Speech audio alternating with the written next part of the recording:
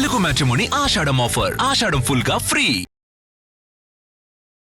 ఏపీలో వైసీపీ దీక్షలు కొనసాగుతున్నాయి. డిఎస్సీ అక్రమాలపై సిబిఐ విచారణ జరపాలని నేతలు డిమాండ్ చేస్తున్నారు. పల్నాడు జిల్లా చిలకలూరిపేటలో ఉద్రిక్తత చోటు చేసుకుంది. వైసీపీ రిలే దీక్షని పోలీసులు అడ్డుకున్నారు.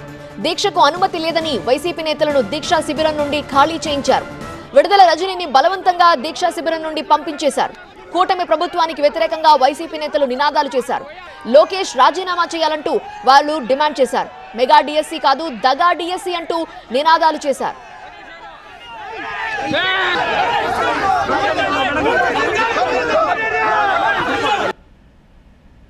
రాష్ట్రంలో యువత విద్యార్థులు ఏ విధంగా ఇబ్బంది పడుతున్నారు, వాళ్ళ ఆశలన్నీ కూడా మరి ఈ రోజున కూటమి ప్రభుత్వం వచ్చాక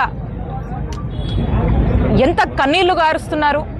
ఏ విధమైనటువంటి డిఎస్సి ప్రక్రియలో జరిగినటువంటి అవకతవకలు, స్కామ్ కావచ్చు, మెరిట్లో ఉన్న వాళ్ళని పక్కన పెట్టి ఎవరైతే కష్టపడి జీవితకాలం చదువుకొని మరి డిఎస్సి అభ్యర్థులుగా ఉన్నారో మరి వాళ్ళ సర్టిఫికేట్స్ వెరిఫికేషన్ తర్వాత కూడా మరి వాళ్ళకు ఉద్యోగాలు నిరాకరించి, పైగా లంచాల కోసం, మామూళ్ళ కోసం ఫోన్లు చేసి 15 లక్షలైతే ఇస్తాము, 10 లక్షలకైతే ఉద్యోగం ఇస్తామని చెప్పేసి నేరుగా గవర్నమెంట్ ఆఫీసుల నుంచే ఫోన్ చేసి అడుగుతున్నటువంటి పరిస్థితుల్లో వైఎస్ఆర్ కాంగ్రెస్ పార్టీ 4 డిమాండ్స్ చేస్తూ ఉన్నాము. ఒకటి,